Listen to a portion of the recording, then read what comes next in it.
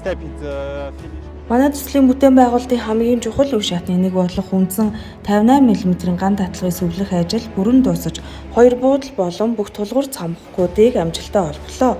Ган татлагын үзүүрүүдийг холбож сүлжих ажил амжилттай хэрэгжсэн бөгөөд уг ажиллагааг нийт 2 удаа хийж гүйцэтгсэн. Энэхүү ажлын явцад бүгд найрамдах Франц улсын мэргэжлийн экспертүүд хүрэлцэн ирж үйл ажиллагааг газар дээр нь удирдан зохион байгууллаа. Уг ажилд Франц, Монголын нийт 20 гаруй инженер техникийн ажилтан хамтран оролцсон юм а.